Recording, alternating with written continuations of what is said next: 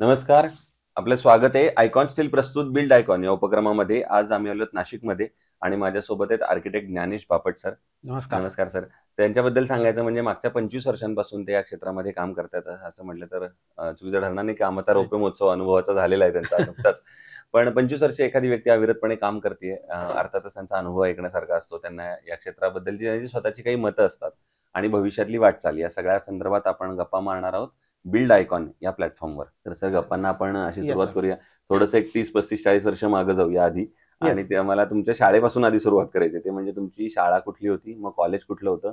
बरं. सगळ्यात महत्त्वाचं, आर्किटेक्ट व्हावं ही इन्स्पिरेशन किंवा ही प्रेरणा कुणामुळे मिळाली आणि तुम्ही या क्षेत्राकडे वळलात? तर हा सगळा शैक्षणिक प्रवास आधी आम्हाला ऐकायचा आहे तुमच्याकडून. बरं, बरं, बरं. माझं शैक्षणिक 10वी पर्यंतचं शिक्षण सीडीओ मेरी हायस्कूलमध्ये झालं. हं, मेरी कॉलनी नाशिक. हं, हं, आणि 11वी-12वी आर-वाय-के सायन्स कॉलेज. हं, हं, त्याच्यानंतर मी तसं म्हणायला गेलं तर आर्किटेक्चर हे फील्ड मला अजिबातच नवीन होतं. मी अचानकच आलो ह्या फील्डमध्ये तसं म्हटलं तर. हं, हं, मी इंजिनिअरिंगला जाण्याचा विचार करत होतो. हं, ते समहाऊ अशा काही घटना घडल्या तेव्हा सेंट्रलाइज प्रोसेस झाल्या सगळ्या आणि तेव्हा बाय चान्स मी आर्किटेक्चरला ॲडमिशन झाली माझी. हं, हं.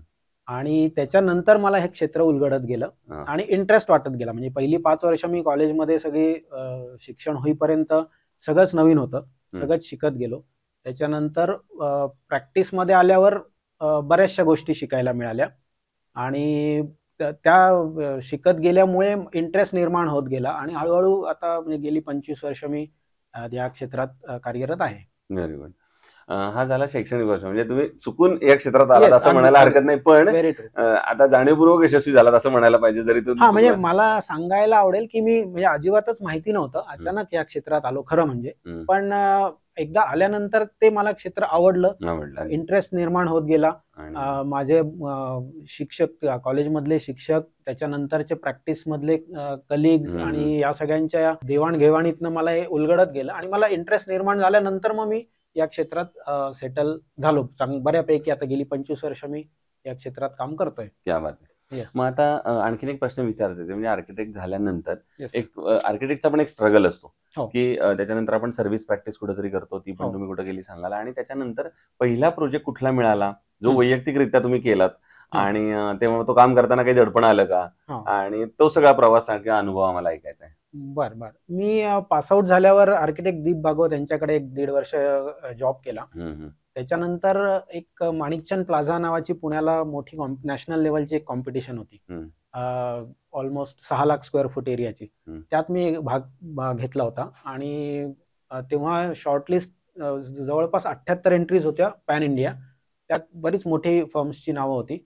पण त्यात शॉर्टलिस्ट होत ऑलमोस्ट पहिल्या 8 मध्ये माझी एंट्री होती. वाह! आणि मला त्याचा फार प्रचंड अभिमान आहे. नंतर मला त्यांनी एकदा बोलावलंही होतं त्यांच्या काही लोकल कामासाठी पुण्यातल्या हं, हं. प्रोजेक्टसाठी.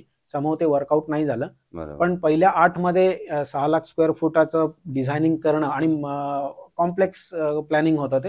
हं, हं. So that was achievement for me. कारण प्रॅक्टिकल अनुभव काहीच नसताना पास बरोबर. आउट झाल्यावर इमिडिएटली एवढ्या मोठ्या प्लॅटफॉर्मवर पहिल्या 8 पर्यंत जाणं हे हे मोठी माझ्यासाठी अचिव्हमेंट मोठी आहे. गोष्ट होती. अगदीच, अगदीच. आणि त्याच्यानंतर मग मी 2000 सालापासनं स्वतंत्र प्रॅक्टिस चालू केली. वाह! त्यात सुरुवातीला ओळखीतनं काही छोटी-मोठी बंगले एक्सटेन्शनची कामं होती, हं, बंगल्यांच्या एक्सटेन्शनची.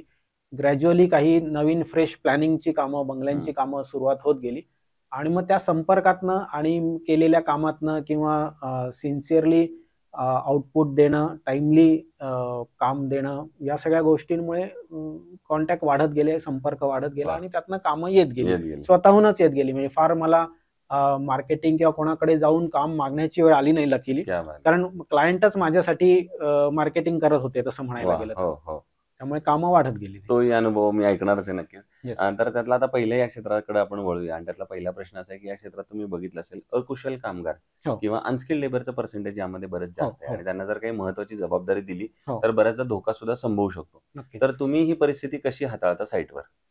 म्हणजे माझं आत्तापर्यंतचं रीडिंग असं आहे, की बांधकाम क्षेत्र हे भारतामध्ये प्रचंड फास्ट ग्रोइंग आणि मोठ्या प्रमाणात पसरलेलं हे आहे. हं, हं. पण स्टिल ते बरीच वर्षापर्यंत अनऑर्गनाइज्ड सेक्टरमध्ये येत होतं. बरोबर. त्याचं थोडंसं स्ट्रीमलाईन करणं आवश्यक आहे. हं. कारण बऱ्याचशा गोष्टी नॉन टेक्निकल लोक करत होते, त्यामुळे त्याच्यात रिस्क फॅक्टर तुम्ही म्हटलात तसं होताच, होताच. नक्कीच होता. होय. सो त्याच्यावर सुरुवातीला बारीक लक्ष देणं आवश्यक होतं. जिथे जिथे अनस्किल्ड लेबर आहेत किंवा नॉन टेक्निकल पर्सन आहेत, तिथे लक्ष देणं अत्यंत आवश्यक आहे. पण आता हळूहळू म्हणजे माझ्या सांगायला आवडेल की सुरुवातीला स्ट्रक्चरल कन्सल्टंट हाही प्रकार आम्ही प्रॅक्टिस चालू केली तेव्हा शहरी भागात सोडला तर आउटस्कर्ट्सला किंवा ग्रामीण भागात स्ट्रक्चरल कन्सल्टंट असतो किंवा ही कन्सेप्टच माहिती नव्हती फारशी. तिथे स्ट्रक्चरल डिझाईन कुठल्या कन्सल्टंटकडनं घ्यायला लागतं हेच माहिती नव्हतं. त्यामुळे तेव्हा नक्कीच लक्षपूर्वक ते म्हणजे फोर्सफुली ते करून घ्यायला लागायचं. आता बऱ्यापैकी अवेअरनेस आला आहे. प्रत्येक गोष्टींसाठी स्वतंत्र कन्सल्टंट्स असतात. त्यामुळे एक थोडंसं आता स्ट्रीमलाईन झाल्यासारखं वाटतंय. पण ते अजूनही त्याचा हे वाढायला पाहिजे. बरोबर आहे. दुसरं रेसिडेन्शियल मध्ये तुम्ही इनिशियली प्रायव्हेट बंगलोजवर पण काम केलंय, आता तर तुम्ही बिल्डिंग आणि याच्यावर पण काम करताय. त्यातला एक प्रश्न आहे की तेव्हा तुम्ही बऱ्याचदा एक वाक्य कायम कस्टमरकडनं ऐकलं असेल की आमचं बजेट थोडं कमी आहे आणि एवढ्याच बजेटमध्ये आता आम्हाला ते ऍडजस्ट करून द्या. आणि एक आर्किटेक्ट म्हणून कायम तुमची ती तारांबळ असते की क्वालिटी पण चांगली मेंटेन करायची आणि बजेटही अर्थात जेवढं आहे तेवढं. तर एक क्वालिटी आणि बजेटचं समीकरण मग तुम्ही कसं जुळवत होता? मी जॉब करत असताना आमच्या सरांनी सांगितलं होतं की आपल्याला क्लायंटच्या कन्स्ट्रेंटमध्ये बेस्ट पॉसिबल ऑप्शन देणं हे आपलं काम आहे खरं म्हणजे. म्हणजे तुमच्या आयडियाज त्यांच्यावर थोपवण्यापेक्षा त्यांना जे हवं आहे, जसं हवं आहे, ज्या बजेटमध्ये हवं आहे, पण त्यातल्या त्यात बेस्ट पॉसिबल सोल्युशन देणं हे आपलं काम आहे. सो ते डोक्यात ठेवूनच आजपर्यंत मी हे काम करत आलोय. म्हणजे अनावश्यक गोष्टी मी पाहिजेच, करायलाच हवं असा अट्टहास न करता क्लायंटची जी रिक्वायरमेंट आहे, त्याची लाईफस्टाईल जी काय आहे, त्याला जसं हवं आहे त्या पद्धतीने स्पेसेस मोल्ड करून देणं एवढा आपला जॉब आहे मेनली. सो त्या पद्धतीनेच करत गेलो मी. दुसरं एक आर्किटेक्ट म्हणून जरी प्रश्न बेसिक वाटला तरी फार आमच्यासाठी महत्वाचं आहे, कारण बघणारे जे नवीन मुलं आहेत या क्षेत्रात येणारे त्यांच्यासाठी तो प्रश्न आहे. तो म्हणजे प्लॅन ही स्टेज अतिशय महत्वाची असते कन्स्ट्रक्शन मध्ये. तर प्लॅन या स्टेजचा तुमच्या नजरेतून इम्पॉर्टन्स काय आणि तुम्ही प्लॅनवर एखाद्या कसं काम करता? प्लॅन ही बेसिकली खरं अगदी म्हणजे सुरुवातच प्लॅन पासून होते खरं म्हणजे. आणि मी प्रत्येक क्लायंटला हे सांगत आलोय, तो बंगल्याचा असो नाही तर बिल्डिंगचा असो, इन्स्टिट्यूशनल असो, कुठली गोष्ट कागदावर करून बघणे हे सोपं असतं किंवा चेंजेस करणं सोपं असतं. एकदा ते साईटवर एक्झिक्यूट झालं की त्यात बदल करणं डिफिकल्ट होतं, कारण स्ट्रक्चरल पार्ट असतो त्यात.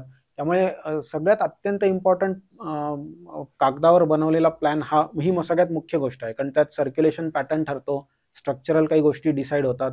कारण बऱ्याच ठिकाणी असंही लक्षात आलं की साईटवर काम उभं राहिल्यावर त्यात प्रॉब्लेम्स निर्माण झालेत, जागा उरत नाही, पॅसेज छोटे झालेत किंवा अनेक प्रकारचे हे. त्यामुळे केव्हाही सगळ्या गोष्टी पहिले कागदावर फुल प्रूफ करून घेणं अत्यंत महत्वाचं आहे. त्यामुळे प्लॅन हा इम्पॉर्टंट आहेच सगळ्याच दृष्टीने. म्हणजे क्लायंटला आयडिया येण्यासाठी सर्क्युलेशन असो किंवा स्ट्रक्चरल कन्सल्टंटला देण्यासाठी म्हणजे प्लॅन क्लिअर असेल तर structural consultant accordingly column position, plan, beam, सगळ्या गोष्टी व्यवस्थित डिझाईन करू शकतात ते. बरोबर. आता एक थोडासा वेगळा प्रश्न आहे, तो म्हणजे तुम्ही इथले मूळचे नाशिक मधले तुम्ही काम करताय आता. तर नाशिक जिल्ह्याच्या विकासाचं विजन एक आर्किटेक्ट म्हणून जर तुम्हाला विचारलं तर तुमच्या डोळ्यासमोर कुठलेही मुद्दे किंवा कुठली क्षेत्र येतात ज्या क्षेत्रांवर आता काम करण्याची गरज आहे, तर येणाऱ्या 15, 20, 25 वर्षामध्ये नाशिक संपूर्ण जिल्ह्याचा एक वेगळं बदलतं नाशिक आपल्याला बघायचं असेल? नाशिकचं तसं म्हणजे मी आता गेले 25 वर्ष ह्या क्षेत्रात काम करतो आहे. नाशिकला पोटेन्शियल प्रचंड प्रमाणात पोटेन्शियल आहे. ते बरीच वर्ष एक्सप्लोर झालं नाही, टू बी व्हेरी फ्रँक. याच्यात नाशिकमध्ये एक तर क्लायमॅटिक कंडिशन अत्यंत उत्तम आहे. म्हणजे टुरिझम हा एक मेजर सेक्टर असू शकतो नाशिकमध्ये. त्याच्यानंतर ॲग्रोबेस इंडस्ट्रीवर नाशिकात बऱ्याच गोष्टी फ्लरिश होऊ शकतात. कन्स्ट्रक्शन लाईन तर आत्ताही होतेच आहे, डेव्हलप होतच आहे. आणि हे सगळं करताना अजून एज्युकेशनल हब म्हणूनही हळूहळू नाशिक डेव्हलप होत आहे. तिसरं म्हणजे मुंबई, पुण्यासारख्या मोठ्या शहरांच्या जवळ असल्यामुळे इंडस्ट्रियल ग्रोथ किंवा कनेक्टिव्हिटीच्या दृष्टीने सुद्धा पोर्ट आणि हे जवळ असल्यामुळे त्यालाही स्कोप आहे. सो तसं पोटेन्शियल खूप आहे, पण ते डेव्हलप करताना काही गोष्टी सांभाळणं आवश्यक आहे. कारण नाशिकचा USP बेसिकली क्लायमेट आहे असं मला अजूनही वाटतं, की पाणी, ग्रीनरी, वातावरण इथलं. सो ते मेंटेन करून बाकी डेव्हलपमेंट होणं आवश्यक आहे. नुसतीच कॉन्क्रिटीकरण किंवा ग्रोथ होणं अपेक्षित नाही. ते होताना एन्व्हायरमेंटल प्रिकॉशन्स या घेणं अत्यंत आवश्यक आहे. बरोबर. पण हा जो तुम्ही आता ग्रीन झोनचा उल्लेख केला किंवा एन्व्हायरमेंटल प्रिकॉशन म्हणू आपण त्याला, तर मग आता शासनानं काय पावलं उचलली पाहिजेत असं तुम्हाला वाटतं, की हेही बॅलन्स करायचंय आणि हो. विकासही करायचा आहे? दोन्ही गोष्टी आहेत त्याच्यात. म्हणजे जसं ऑथॉरिटीजची जबाबदारी आहे, तशी इंडिव्हिज्युअल क्लायंट्सची सुद्धा खरं जबाबदारी आहे. कारण बंगला म्हटलं, की आता माझा अनुभव असा आहे, की बंगल्यात बऱ्याच वेळा मे बी इतर काही कन्स्ट्रेंटमुळे असू शकतं, की प्लांटेशन, गार्डन याला जागा उरत नाही म्हणा किंवा अ, लोकांचा त्या बाबतीत निरुत्साह असतो. पेव्हिंग करून टाकणं सरसकट हा एक प्रॉब्लेम आहे आजकाल. म्हणजे आणि दुसरं ऑथॉरिटीजची पण जबाबदारी आहे. पण फॉर्च्युनेटली मी आत्तापर्यंत बघितलंय तेवढं नाशकात गेल्या काही वर्षांपासून लेआउट मंजूर होऊनच प्लॉट विकले जातायत. हो. आणि लेआउट मंजूर होताना 10% ओपन स्पेस किंवा अम्युनिटी स्पेस वगैरे ह्या ज्या काही टाउन प्लॅनिंगचे नियम आहेत त्याप्रमाणे ते फॉलो होत आहेत. सो आज नाशकात तरी ॲटलीस्ट ठिकठिकाणी ओपन स्पेसेस अजून तरी आहेत. सो फक्त गरज एवढीच आहे की शासनाने त्या व्यवस्थित डेव्हलप करून ठिकठिकाणी ग्रीन झोन्स क्रिएट करणं. करणं. हे फार कारण महत्त्वाचं. काँक्रिटीकरण आणि बिल्डिंग, मल्टी स्टोरी टॉवर्स ह्याला आपण काही थांबवू शकत नाही हं, या हं. डेव्हलपमेंटला. पण नुसतंच काँक्रिटीकरण सरसकट होऊ नये. आपल्याकडे गोदावरी नदी आहे. त्यामुळे त्याचा फायदा, त्याच्या दोन्ही किनाऱ्यांवरची डेव्हलपमेंट, ग्रीन झोन्स या सगळ्या गोष्टी डेव्हलप करणं हे पॉलिसी मेकर म्हणून शासनाची जबाबदारी आहे तसं म्हटलं तर. हं. आणि दुसऱ्या बाजूला इंडिव्हिज्युअल ओनरची पण त्याच्यात जबाबदारी आहे नक्कीच. येस.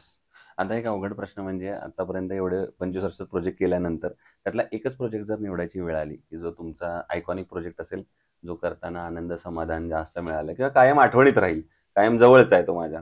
तर तो प्रोजेक्ट कुठला आणि त्याची काय स्पेशालिटी तुम्हाला वाटते? एक तर जो मी प्रॅक्टिस चालू करण्याच्या आधी जे कॉम्पिटिशनमध्ये पार्टिसिपेट केलं होतं, हं. तो तर सगळ्यात पहिले माझं. कारण ते तेव्हा कॉम्प्युटरही नवीन होते. मी कॉम्प्युटरवर ते सगळे ड्रॉइंग्स बनवणं, त्याचे चॅलेंजेस तिथपासून ते एवढ्या मोठ्या व्हास्ट प्रोजेक्टवर काम करणं, 6,00,000 स्क्वेअर फूट त्याच्यात मल्टी स्टोरी मल्टिप्लेक्सपासून ते कमर्शियल कॉम्प्लेक्सेस वगैरे हं, हं.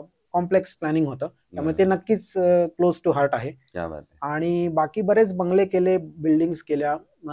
एक त्याच्या अगदी कॉन्ट्रास्टमध्ये एक छोटासा बंगला केला. हं. फक्त ग्राउंड फ्लोअरचा 2 बेडरूम हॉल किचनचा बंगला आहे. जुना बंगला होता तो पाडून तिथे नवीन बांधला. पण त्यात अगदी प्लॉटच्या मध्यभागी आंब्याचं झाड होतं. वाह! ते आम्हाला रिटेन करायचं होतं. सो हं. प्लॅनिंग करताना त्याच्या भोवती कोर्टयार्ड प्लॅन करून अच्छा. तो बंगला डिझाइन केला. सो ते अगदी कॉन्ट्रास्ट म्हणजे 6,00,000 स्क्वेअर फूट एकीकडे आणि हा अगदीच छोटा 2 बीएचकेचा प्युअरली ग्राउंड फ्लोअर बंगला. पण तो अतिशय सुंदर लाईट, व्हेंटिलेशन सगळ्याच बाबतीत अत्यंत आकर्षक आहे तो. त्यामुळे तो मला एक क्लोज कायम टू माय आठवणीत हार्ट आहे. राहील. येस, बरोबर. नक्कीच. दुसरं कन्स्ट्रक्शनमध्ये स्टील अतिशय महत्त्वाचा घटक हो. असतो. तर स्टील निवडताना तुम्ही काय पॅरामीटर्स त्याचे बघता आणि मग ठरवता, की हे स्टील चांगलं आहे किंवा हे वापरलं पाहिजे?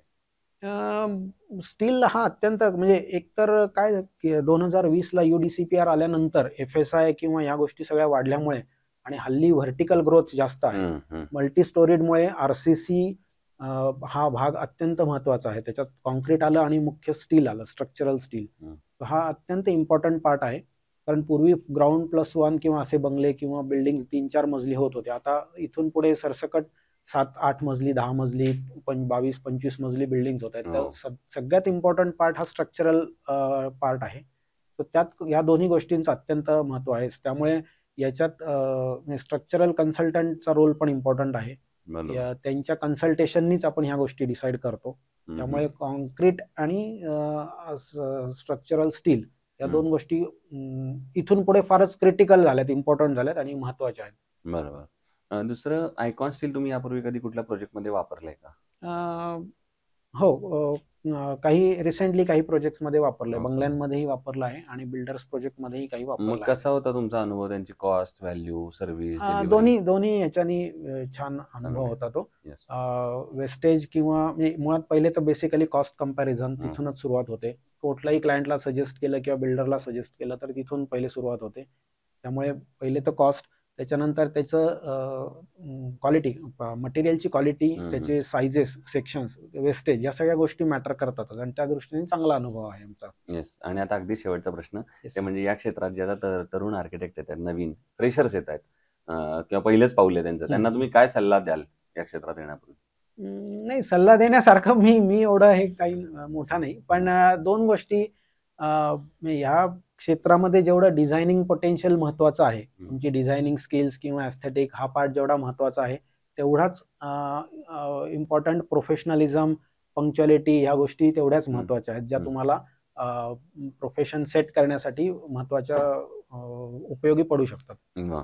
त्यामुळे हे दोन्ही बॅलन्स आउट येस, करत नक्कीच राहायला बॅलन्स. म्हणजे नुसतं पोटेन्शियल असून, डिझाईन पोटेन्शियल किंवा एस्थेटिक पोटेन्शियल असून उपयोग नाही. त्याला तुम्हाला बिझनेस पॉईंट, कारण प्रोफेशन किंवा बिझनेस हा एक स्वतंत्र गोष्ट आहे. पाहिजे. त्याला ज्या गोष्टी आवश्यक आहेत त्या तुम्हाला म्हणजे प्रोफेशनलिझम झालं, पंक्च्युअलिटी झाली, सर्व्हिस हम्म. देणं, प्रॉम्प्ट रिस्पॉन्स, या सगळ्या गोष्टी इम्पॉर्टंट आहेतच. बरोबर.